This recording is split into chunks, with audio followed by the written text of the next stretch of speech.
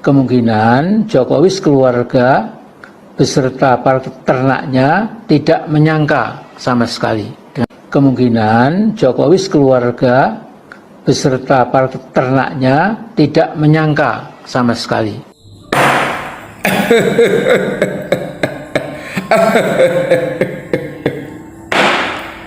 Sak temene kula niki nyawang kaliyan jiwa raga sampeyan niku melas.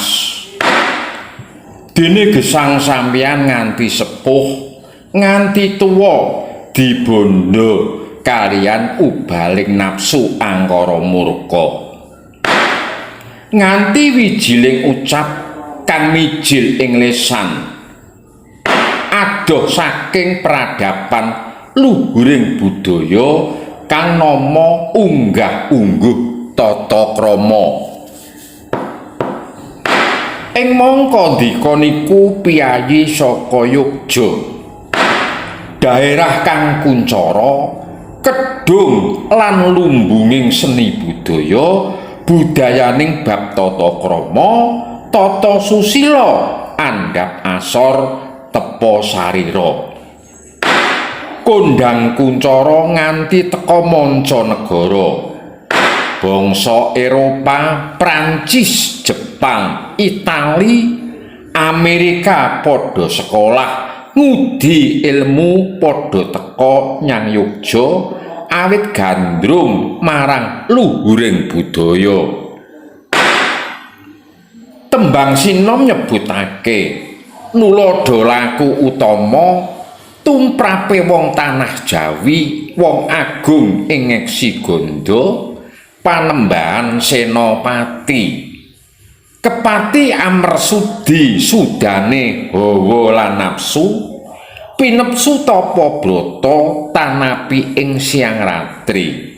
Amemangun karye Naktias ing sasama. Kanjeng Panembahan Senopati ngaloga ing Mataram niku anggone kepengin manitesake tembung supaya ngendikane ora ngepok senggol. Nglarani atine liyaniku mawon direwangi tapa brata. Lah bali sampeyan. Tembung ternak niku sebutan kewan utawa ingon-ingon kang rumangkang kanggo mremet niku perangane kewan. Sampeyan nyebut ternak Mulyana. Mulyana niku karepe sampeyan rak diarahake teng Lurahe Jokowi to.